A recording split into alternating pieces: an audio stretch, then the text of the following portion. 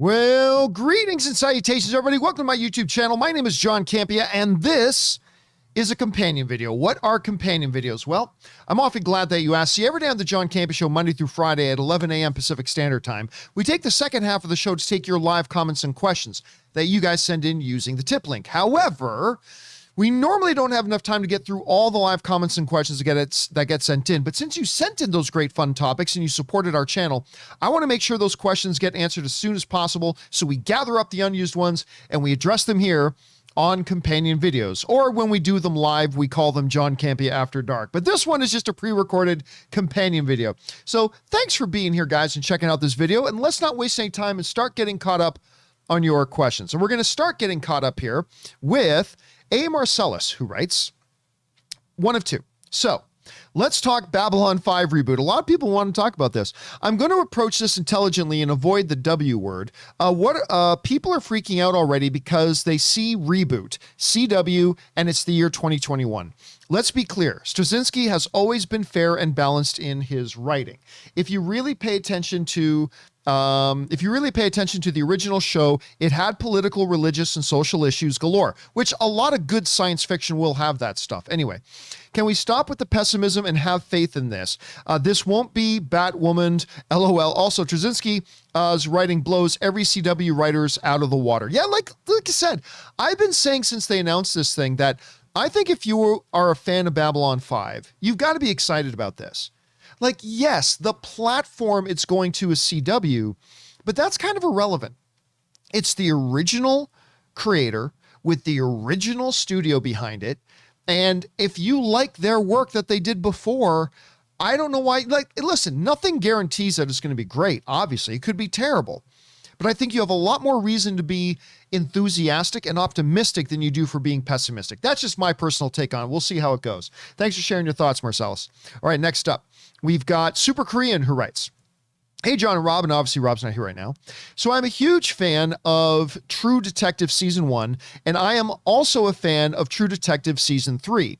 It's fun cast, so I thought of Michael Fassbender and Sam Rockwell would be great, or Joseph Gordon-Levitt and Joaquin Phoenix. Well, I mean, I don't care about doing X actor and X role things. I mean, really, with an anthology series like True Detective, you can just say any good actor paired with any good actor and it'll work out. I mean, really, it all depends on the writing and everything like that. By the way, I didn't even think nobody gives any credit to season 2, the one with Vince Vaughn.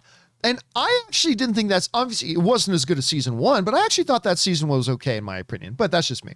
All right. Donda writes, with Sony still trying to build their Spider-Verse out to compete with the MCU and DC. By the way, Sony is not building their Spider-Verse let's get this straight. They're not building out their Spider-Verse to compete with the MCU and DC. They're not competing with them. They're just trying to make good movies and make money. They don't need to compete with the MCU to make money. If the MCU makes money, that doesn't take money away from them, right? So let's just be clear. They're making it because they want to make something successful.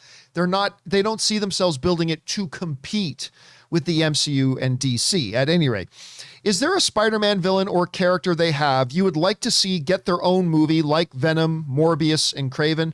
I mean, Kraven's really the main one. But listen, you'd have to flesh out this Spider-Man universe a whole lot more before you get to a Ben Reilly. But as much as everybody hates the whole Clone Saga stuff, and I get it, I've always been fascinated by the whole idea of Ben Reilly. And I would be interested in seeing a Ben Reilly kind of screen, honestly. All right, Donda also writes, with the failure of In the Heights, Evan Hansen, and don't get me started on Cats, what do you think the future is for Broadway film adaptations? Also, how well do you think West Side Story will do? Me and Rob have had this discussion a bunch about West Side Story. Honestly, I don't think West Side Story is going to do all that well. I really don't. And look, I don't want to get purists mad at me, but I don't think West Side Story, there are many, many old movies where you can take those old movies, retranslate them into a modern context or retell them even in their original context, but in a modern way today, and they can work great. Okay. I don't know that West Side Story is one of those movies. And it's got the greatest filmmaker of all time, Steven Spielberg. And I'm not exaggerating. He is the greatest filmmaker of all time. But and he's making it, so that's got a lot going for it. But honestly, I don't think a tremendous amount of people are going to be interested in it. Now, will the movie be good? Well, it's Steven Spielberg. I'll bet you anything it's going to be good.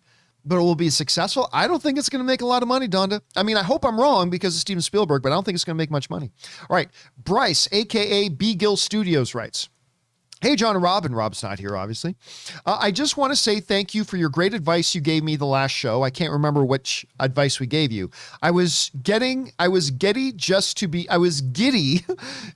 given it. I'm a filmmaker in the Chicago metro. Oh, I think I remember this now. In the Chicago metro area, and I'm taking advantage of the market here. Rob's advice gave me a good perspective. Bring on the filthy. Yeah, and listen, that is awesome that you're actually a filmmaker and you're out there and doing that, and that's awesome. And I think if me or Rob gave you any bit of inspiration, that's great. And best of luck to you, man. I hope it works out really, really well. Thanks for sending that in, Bryce. All right, next up. Lilu Dallas Multipass writes, hello. Regarding the lawsuits and royalty rights for characters, in 1983, they made a Bond movie called Never Say Never Again. That's the Sean Connery one. This movie is not a part of the official Bond franchise. No, it is not. Why is that? And can something similar be done to DC/MCU characters? No, the whole I'm not going to run through everything with Never Say Never Again. It's a big, complicated situation. The basics is this. I think it was Thunderball was the name of the book. Anyway, the creator of James Bond, he co-wrote a novel, Thunderball, with two other writers, something he didn't do on his other Bond stuff, right? And then later, something happened where basically those two writers, or at least one of those other two writers, sued to get the TV and movie rights to that story.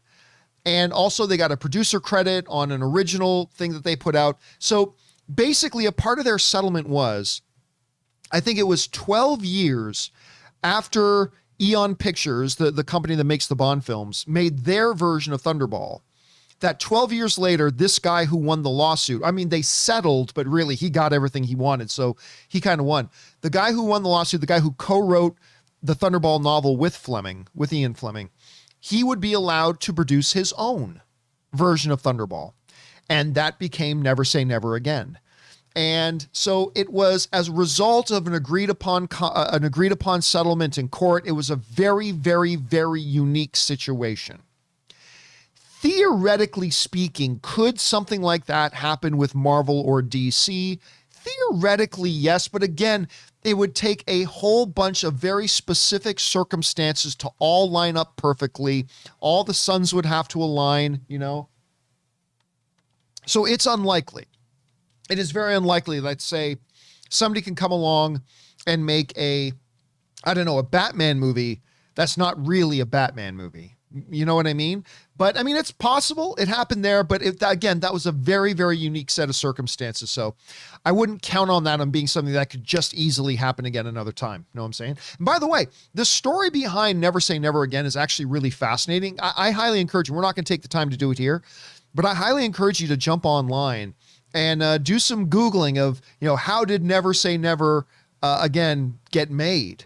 Why did it get made? Why is it not part of the Bond franchise? It's really fascinating stuff, and you should go look into it if you're at all interested in Bond lore and stuff like that. All right. Next up, we have Avoiding Spoilers Venom writes. Good luck with that. Hey, John from the UK.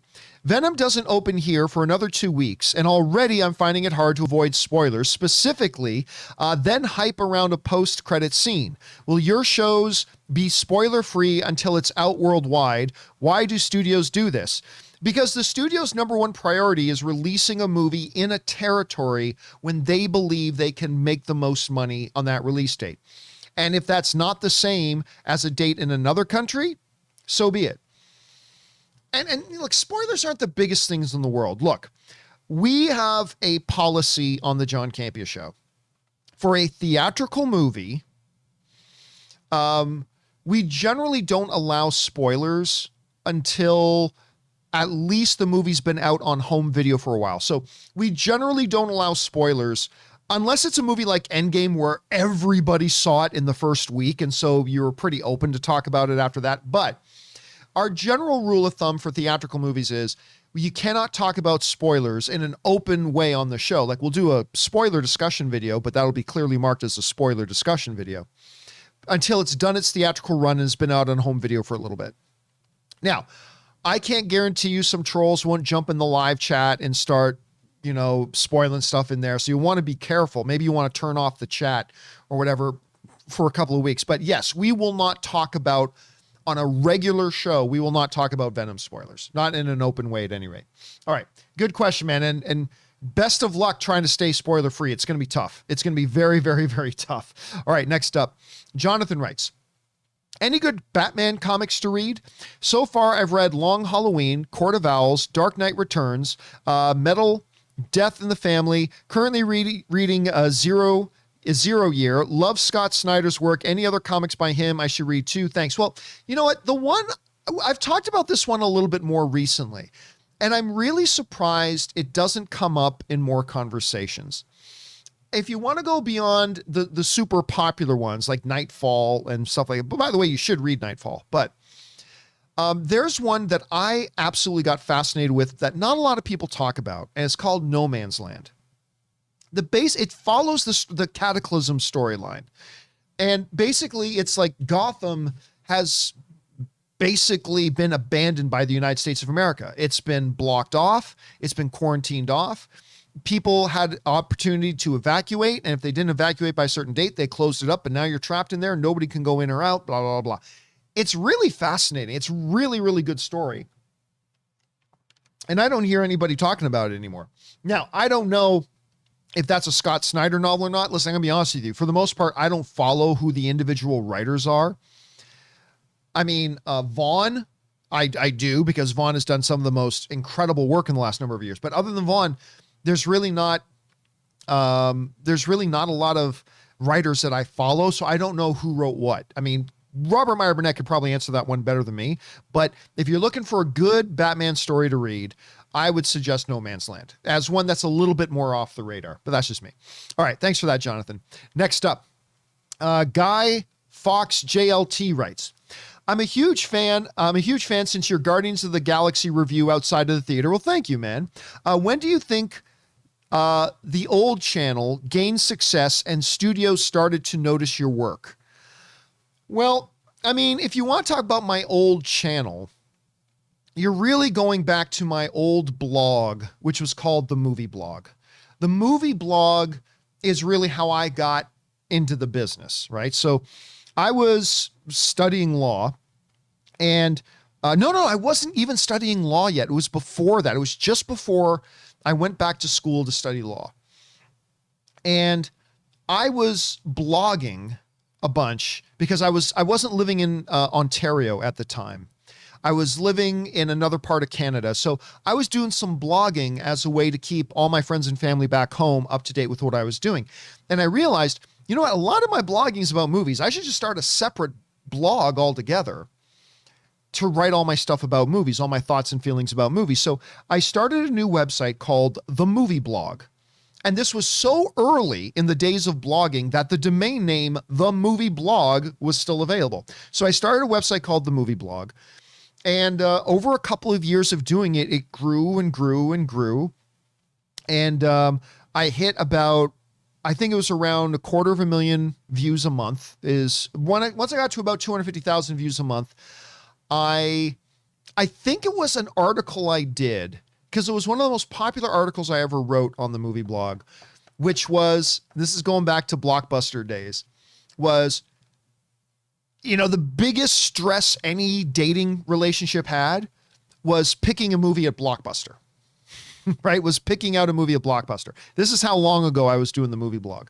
And so I did this article that's basically how to properly pick a movie at, when you're as a couple, how to properly pick a movie at Blockbuster so everybody's happy, right? And I wrote this article on it, and it got a lot of response. Like, I don't know why that one did, but it got a lot of response. So much so that I eventually got reached out to by the studio behind Oliver Stone's 9/11 movie. I can't remember the exact title of it, but Oliver Stone did a 9/11 movie. I think he did it with Nicolas Cage.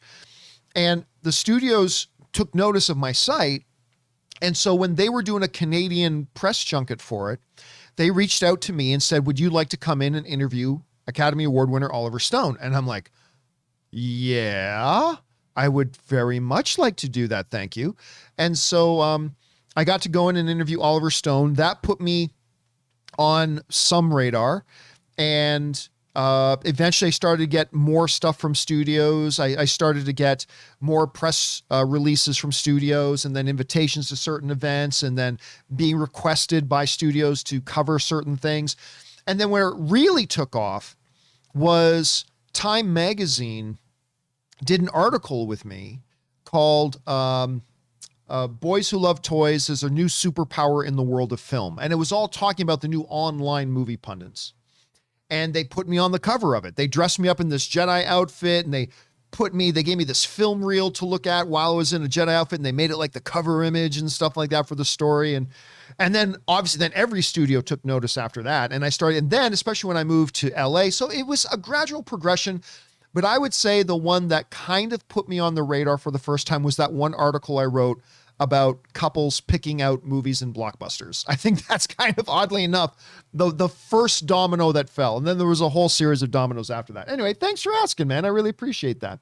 All right. Sam Mellemstrand writes, hey, John, greetings from British Columbia, Canada. I love BC. It's so gorgeous. I'm more new to this show and love what you do with everything. Thank you so much, Sam. I appreciate that. I was curious if you've seen trailers for Injustice, the new DC animated show coming out. Love to hear your thoughts and have a great day. Listen, Injustice Gods Among Us, first of all, very, very popular video game.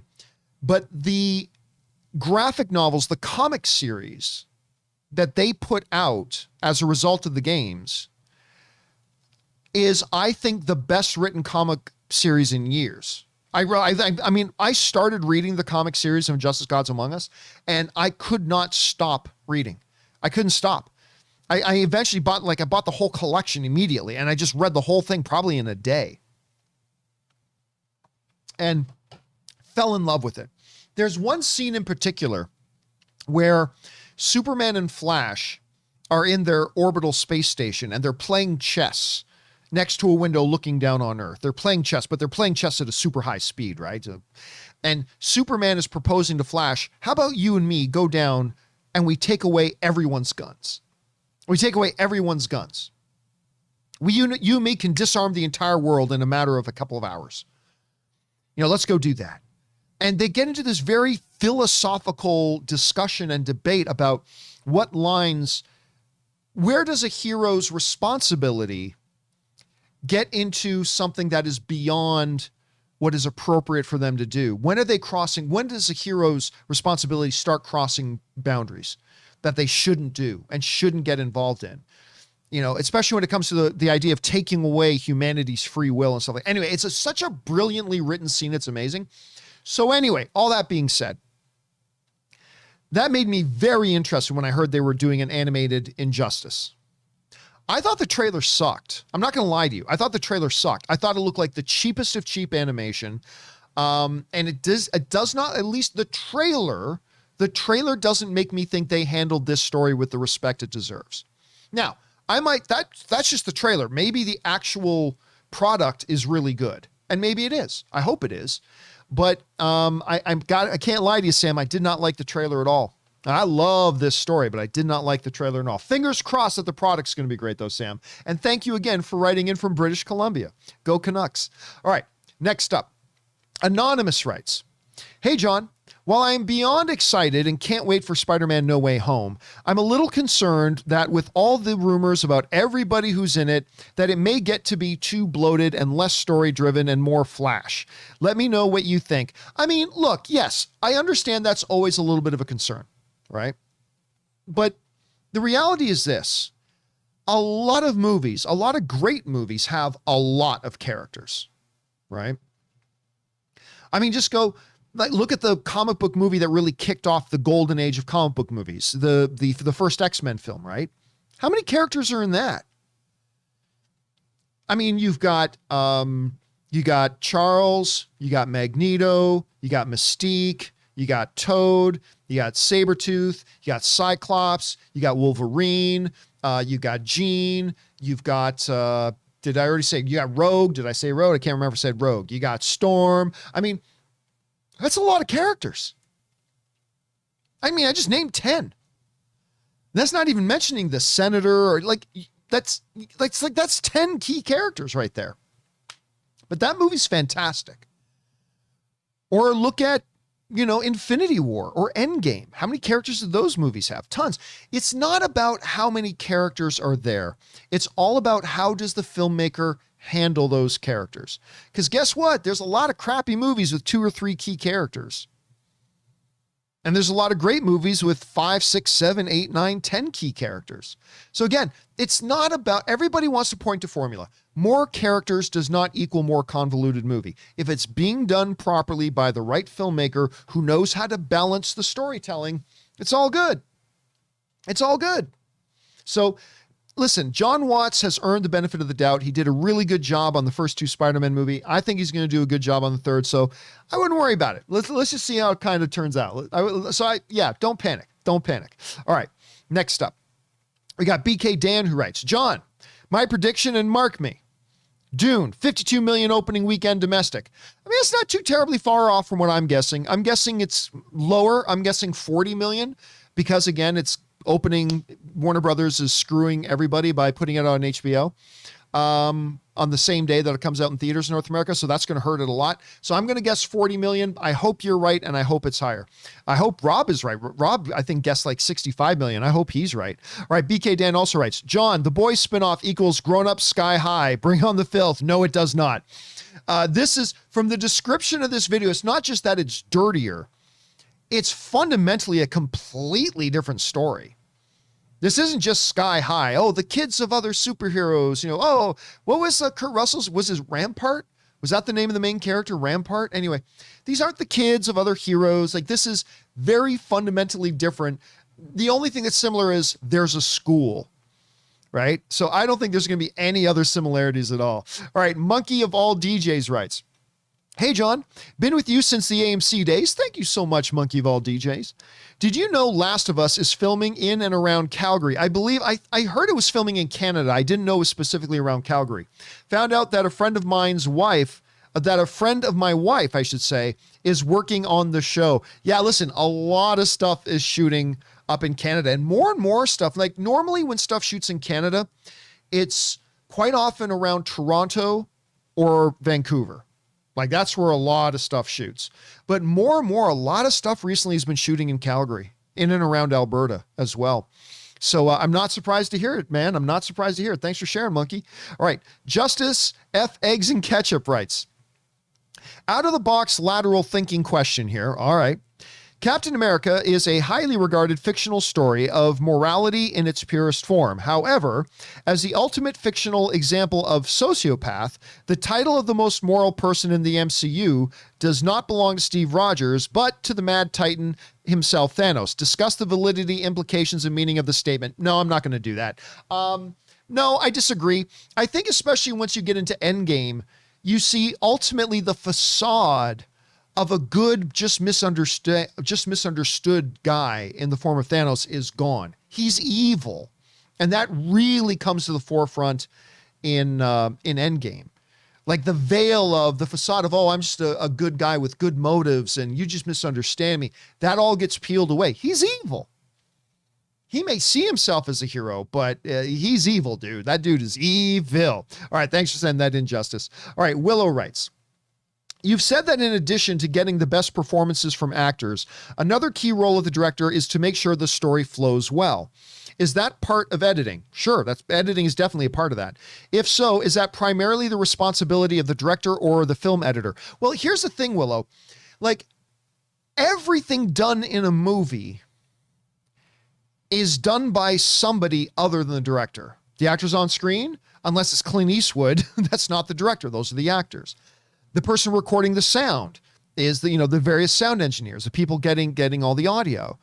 The shots, well, that's a cinematographer. The lighting is these people. The costuming is these people. The makeup is these people. Like it's the script is even often written by other people, right? It's the director's job to steer the whole ship. So everything, like an actor's performance is not just the director. It's the director working with the actor. The editing isn't just the director, and it's not just the editor. It's the director working with the editor.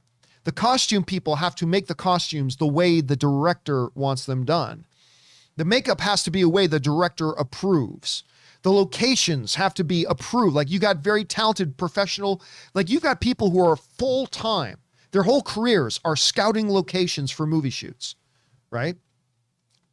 But everything they do is under the direction of and has to get the approval of the director, right? So yes, it is a combination of the editor and the director, for sure, because the director has to approve every single edit. The director has to give the editor the direction that they want it to go and all kind of stuff. And then it takes a really skilled editor to bring that to life. So it's a combination of the two, but so is almost everything in a movie. Almost everything in the movie is a combination of the skills of this artist with the director. And then when it comes to makeup, it's that artist with the director. And then when it comes to the costuming, it's that artist with the director. You know, so yes, it's definitely a combination, as is almost everything that happens in a movie. Great question, Willow. All right, next up. Super Korean writes, hey, John and Rob. Rob's not here, obviously. I'm curious to know if you've seen the 2 episodes of Foundation yet. I have. I've watched both. I really enjoyed it. I really didn't care for the romance in it. I thought that was natural. But everything else was pretty great to me. If you've seen the 2 episodes, what do you think of them? I think they're off to a great start. I think the show is off to a great start. Now, I don't know if it's going to, I don't know if it's going to continue to be great. It's easy for a show to start great. Let's see how well it goes. But so far, I'm really, really big into it. I think it's fantastic. The mythology they're setting up. I love the 3 emperors, Brother Dawn, Brother Day, Brother Dusk. I really thought for a second, I thought Brother Dusk was Negan from Walking Dead. And I keep forgetting the actor's name, who's John Winchester in Supernatural. Anyway, but it's not. I love Lee Pace. So I love seeing him as, Brother Day, the Emperor. I love that. So yeah, so far I'm really, really digging it, man. I really am. All right, next up. Casey McNatt writes, 1 of 2. Well, John, let the crazy month of movies in October begin. I already have my first reservation down on Saturday. I will be seeing Venom 2, Let There Be Carnage. Me and Ann are going to go see that tomorrow night. I've already seen it, but Ann and I are going to go watch it again tomorrow night. Then on Wednesday, I'm going to an early access version of No Time to Die. Lucky you. And then, since I have already seen Bond, the next Saturday, I'm planning on seeing The Craziness of Lamb. That one looks bonkers. It's already starting off crazy for me because the next movie I plan to see after all that is Titane. So already 4 movies in the first 2 weeks of October. Listen, October. Oh, thank heavens for October. This is truly going to be the first normal month of the movie industry. Yeah, we've had a few films open. We had Black Widow open, we had Fast 9, we had Shang-Chi, but, all very spread apart. Big movie here, big movie there. October is the first month where we're really actually kind of getting back to normal, where we literally have significant new movies opening almost every week. And it's going to be very, very, I don't know how it's going to go. But it's going to be very interesting to see how this very first month back, how the audiences respond and do when they come out to the movies. And I don't expect huge numbers for any movie in October. It's still got to be a process of getting everybody back into the flow of things. But October's the month that's going to start that, and I'm very excited about it. All right, thanks for writing that in, Anonymous, or Casey, I should say. Next up, Super Korean writes, what's up, John and Rob? Again, Rob's not here. So what's this nonsense with Milana Vaintrub? Oh, that's the commercial, not T-Mobile. That was the really beautiful Canadian long brown haired actress. That's the what's the name of the company? AT&T. She's the AT&T commercial girl, right? Being Squirrel Girl. Never heard of that rumor. I kind of want this, but I know it's never going to happen. Well, yeah. So why are we talking about it?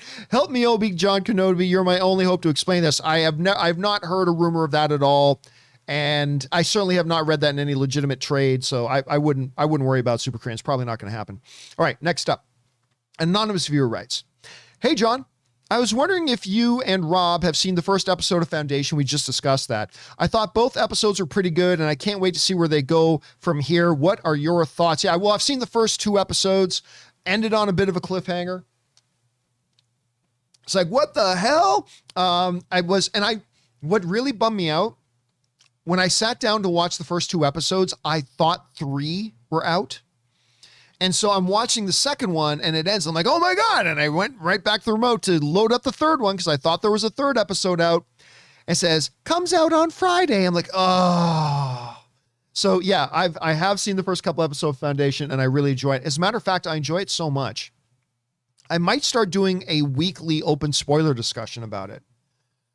Like a post-game show, like we do for the Marvel Disney Plus shows.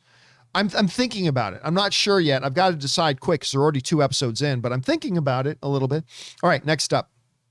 Dalvin35 writes. Is that right? Dalvin35 writes. 1 of 2. Hey, John, been watching since the AMC days. Thank you so much, Dalvin. And since those days, people have been asking about your top 10 lists. Yes, and I never give them. Have you ever thought, or would you consider doing a monthly series based on your lists? Best of all, time, action, drama, etc. I know you're a busy man, but I think people would watch and you wouldn't have to answer top 10 questions as much. Thanks. Nah, no interest. And I'll tell you why. While I definitely will once or twice a year do some kind of list, right? Don't get me wrong. I think list videos can have merit and can be useful. But most list videos do more damage than good. There's really no point in doing a top 10 thing for several reasons. Number 1,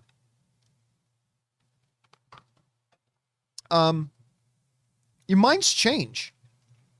You know, you can do a top 10 video on like the top 10 Tom Hanks films. And then at some point, 3 years later, I may mention, you know what? I think I do like Castaway a little bit more than Bachelor Party.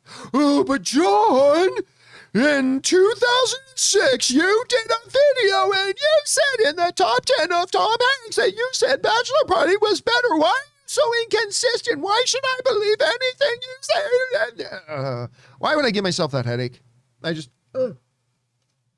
And also, it's kind of falls in line as well with why I don't give scores in my movie reviews anymore. Because, like, let's say I do a top 10 video, right? And I do a top 10, I don't know, just for argument's sake, top 10 comic book movies since 2016. I'm just making a category up, right? Top 10 comic book movies since 2016, right? I could give 10 great movies, right? But it doesn't matter. It doesn't matter.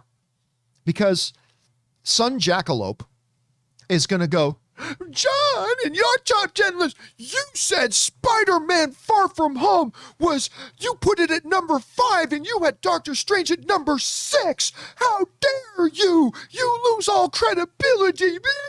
And I'm like, oh, go fuck yourself, please. Anyway, so I just thought it's not worth the irritation. It's not worth the irritation to me. I mean, by the way, I've had that example I just gave. You may laugh. I have had that exact scenario many times over my career, going all the way back to the movie blog days. And I'm telling you, it's like that person and I could have every single one of the same movies from number 1 to number 10, except we might have number 5 and number 6 in a different order. And it turns into this big long email I get, but you've lost all credibility. How could you possibly put that one at number 5? It should have been at number 6. Anybody with brains would have known it should be at number 6. I'm like, do I really want to spend any time hearing from or dealing with stupid people? No, I don't. It's like everybody's list is going to be unique. See, ideally, the idea of putting together lists in an ideal world should be a fun discussion starter. That's what lists should be. Fun discussion starters, right? Certainly back in the earlier blogging days, they were just really good, starting points for some fun conversation. But, then the entitlement era began and everybody suddenly they look at lists very differently. So again, it's kind of similar to why I stopped doing scores for my movies. It's like, wait a minute, John, you gave that one a 7.3, but in 2011, you gave this other movie a 7.5. How dare you say that movie is better than this one? Yeah, and it's like, I don't want to deal with it. You know, because if a 7 to me means something different than a 7 to you, then what's the point of giving a score? There's no point in giving a score. I will do my movie reviews and I will just tell you exactly what I think about a movie. And if then you say to me, yes, but what do you give it out of 10? Well, you figure it out. You just listen to everything I just said about the movie, the good, the bad, and the indifferent, and you figure it out. But I'm not giving a score to it because it doesn't do anything constructive. So anyway, yeah. And again, that doesn't mean I think lists are completely useless or whatever. That's why, like, once or twice a year, I will do a little list in an attempt to be a fun conversation starter. But even when I do those ones, eventually it turns out, John Campea, like I'll even have other YouTubers make a video about it. Go, John, seriously, this has happened. John Campea put this movie at number 3 on that list. He's clearly knows nothing about me. It's like, oh, Jesus Christ. Thanks, but no thanks. So no, Dalvin, no, I basically don't have a lot of interest in certainly not doing regular versions of top 10 lists. Just because it's not worth the hassle or the irritation. But I do appreciate you asking about it, dude. Anyway, I hope I explained, my own personal, I'm not saying I'm right to not do them, by the way. Maybe I should still do them. Maybe I should, but I hope I at least explained why I feel like I shouldn't bother. You don't have to agree with me, and that's fine. I hope I explained myself. Anyway, thanks for writing in, dude. All right, next up. Ricky Bobby writes, 1 of 2. This isn't a spoiler. I always love it when it starts with this isn't a spoiler. Since last night he confirmed that the song is coming out. But what did you think of Eminem's new song in Venom 2 now that you've seen the movie? I'm a huge fan of Eminem and my favorite music artist of all time, other than Linkin Park, and I'm super excited to hear it. I thought the music that played, I was wondering that myself, as I was sitting there watching Venom 2. And as the end credits were about to start, I was wondering throughout, I wonder if they're going to play an Eminem song at the end of it. And they did. And I liked it. I don't think I liked it quite as much as the one in the first movie, but it's a good tune. Now, Grant, I've only listened to it once, obviously, because I was in the theater, but I liked it. Yeah, so I think if you're a big Eminem fan, Ricky Bobby, I think, at least I hope, that you're going to be happy with it when you hear it. I hope you will.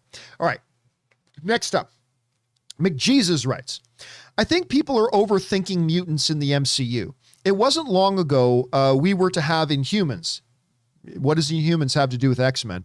You switch out a few names, places, etc., and you kind of have the same thing in essence. No, you really do not. That is, I feel comfortable in saying to you, my film-loving brother McJesus, that is a fundamental misunderstanding of the X-Men. So anyway, I really don't think they're going to see multiverse mutants. Thank God. Yeah, I don't know what they're going to do. But listen, when you're talking about the X-Men are so much more important than the Inhumans, and they have such a deeper and richer history, both in fiction and in the real world that brought them about.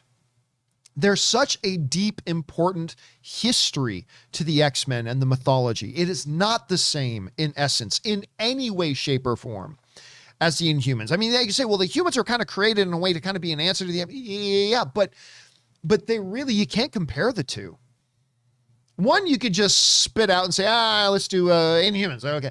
The X-Men has a much deeper, richer, and specific history to them that is going to complicate things. It's going to complicate things. And that's why I've said for a long time that I don't have a good theory. So I don't blame anybody's theory because I don't have a good theory myself. I've not come up with a single good theory. So it's going to be challenging. Whatever Kevin Feige comes up with, it's going to have problems because there's no way to do this perfectly. There is no way to bring, like with Captain America, you could perfectly bring him into the MCU. With Iron Man, you could with Thor, there's a perfect way to do it. With the X-Men, the way the universe has been set up already, there is simply no perfect way to do it. Anything that Kevin Feige comes up with, or that you come up with, or that I come up with, is going to have some major drawbacks and problems. So what Kevin Feige and his team are going to have to do is come up with the best possible one. Understand we're not going to get the perfect answer, any possible scenario they come up to bring the X-Men in is going to have some problems with it. So we're just going to have to accept that. But no, it is not the same as the Inhumans, McJesus. My film-loving brother, it is not the same. All right, next up. Dark Helmet writes, 1 of 3. Hey, John, here's an idea I thought of for what could have worked to fix the Leia problem with The Rise of Skywalker. Recast with an actress who looks as close to Carrie Fisher as possible. That's not important. Looking like that's the least important thing in the world. Anyway, while also using some prosthetics, you could always say, so you didn't get it in time. So that's Dark, and then 2. And then cast a voice actress who sounds a lot like Carrie Fisher. No, this is a terrible idea already, Dark Helmet. Cast a voice actress who sounds a lot like Carrie Fisher to redub the actress. That's what they did with Maul in Solo. Yes, but that was only just a couple of lines. With Ray Park playing Maul and then having Sam Witwer's voice redub him. Yes, but that was just for a couple of lines. Do you think that would have worked? Thanks, and may De Schwartz be with you. Spaceballs 2, The Search for More Money.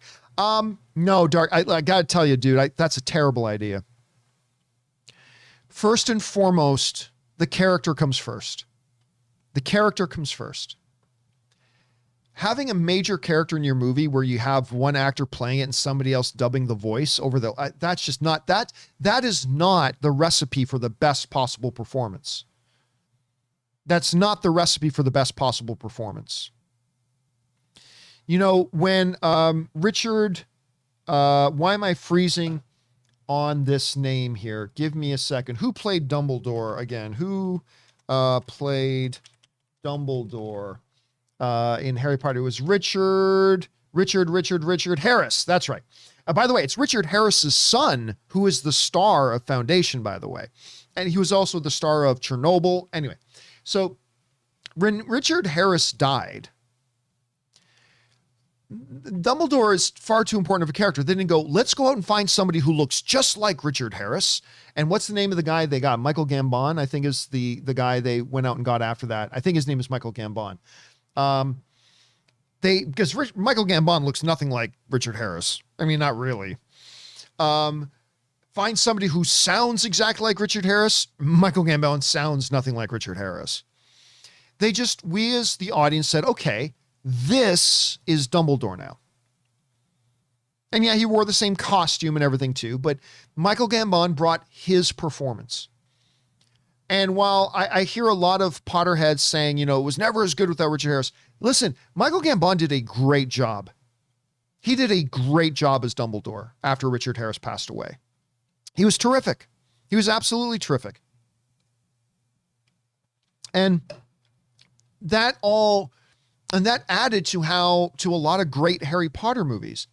And this all because the character came first and the performance came first. Not some shtick of let's find an actor who kind of looks just like him and then we'll use prosthetics and let's go get another voice actor to dub the voice of Richard Harris, who, by the way, was also the Emperor Aurelius in Gladiator. Hand an old man another blanket. I've expanded the empire. He's so good in Gladiator. Anyway, Richard Harris, you left us too soon. No, the answer for Leia, and then what they did in The Rise of Skywalker, I get it. From a romantic point of view, I get it. They took old, unused footage of Carrie Fisher that was filmed for another movie, and they kind of forced it and shoehorned it into The Rise of Skywalker because it was so important that it still be Carrie Fisher. And ultimately, that was a disservice to Carrie Fisher and a disservice to the movie. And the movie's got to come first. And I have always contended, and the movie proved me right, that the way to, number one, honor Carrie Fisher and to best serve the movie was to recast the character. Get a talented, gifted, world-class actress who could come in and pick up the baton for Carrie Fisher and carry it across the finish line for her. And that way you wouldn't have to, let's make scenes in this movie to fit these old unused footage of Carrie Fisher that we never actually used in those movies, and we're shoehorning them into this one. Like, who thought that was a good idea? Who on earth thought that was a good idea? There's a reason. Oh, first of all, almost nothing in the Rise of Skywalker was very good. But I mean, none of the Carrie Fisher scenes worked. None of them worked. Because they were scenes Carrie Fisher shot for a different movie altogether. No, the answer was simple, and it was right in front of everybody. And people let their emotionality, it's not even a real word, but people use their emotionality. They let their emotionality get in the way of making a sound, solid decision. You recast the role. You can't recast. Yes, you can. And instead of honoring the memory of Carrie Fisher by giving Princess Leia a truly great real role in the movie that's not just recycled old footage from a previous movie, they gave us crap. So the last we saw of Princess Leia was some crappy roles with crappy dialogue in a crappy movie. They should have just recast it. That is how you honor Carrie Fisher. That is how you best serve the movie. And I remember I would say that long before the movie came out, and people said, no, John, you can't do that. You can't recast. Yes, you can. And they should have. And the movie proves it. It was a terrible idea. And I didn't get mad about it because everybody who made that decision, their hearts were in the right place, right? I disagree with them, but their hearts were in the right place. Like everybody wanted to honor Carrie Fisher, right? People who said don't recast, people who said recast, everybody wanted to honor Carrie Fisher. It's just that we all had different ideas about the best way to do that. So I never got mad that they decided to recycle old footage that was shot for a completely different movie that never got used, because I understood their hearts were in the right place. They wanted to honor Carrie. And I respect that. I do. But it was still the wrong decision. There was a better way to honor Carrie. There was a better way to serve the movie that would have given you ultimately a better movie. Now, I still don't know that would have saved The Rise of Skywalker, but at least it would have made it better. You know what I'm saying? So no, the answer was not get somebody who looked just like her and then hire a voice actress to overdub. Again, none of that is putting the movie first. You got to put the movie first. By putting the movie first, you're honoring the character. By honoring the character, you're honoring those who brought the character to us. So yeah, the answer, my friend Dark Helmet, my film loving brother, was to recast it, period. With a great actress who is willing to step in there, honor the legacy of Carrie Fisher, and carry that baton for her across the finish line. That's me. That's just my opinion. All right. Matthew Denton writes, you always say that what Warner Brothers did with HBO Max is killing their films this year as far as being successful. Yes. And while that is true from a traditional box office way of looking at it, it isn't how well the films do on HBO, or isn't how well the films do on HBO just as important to them. No. See, the idea with HBO was they were under the impression, and we've seen the reports in Forbes and everything else, and the people in Warner Brothers who speak out about this, they had this belief that by pulling this move, I mean, Rob describes it better than I do, but basically this was a move that certain higher up power people at Warner Brothers were trying to do to make themselves look good to their overlords. And their belief was that the growth of HBO Max would just skyrocket. Like that the growth of HBO Max would be skyrocket. They were sacrificing hundreds and hundreds of millions of dollars that they could have made in the box office. And they rolled the dice believing that this move, that all these movies are going to be day and date on HBO. Oh my God, the growth of HBO is going to skyrocket. It's going to be triple digit growth. And what we actually saw was, we had growth in 2021, but it was the same trajectory growth. Again, not the same growth as 2020, but the same trajectory of growth that we had anyway in 2021. Maybe a little bit of a bump. It was an unmitigated disaster from them on every front.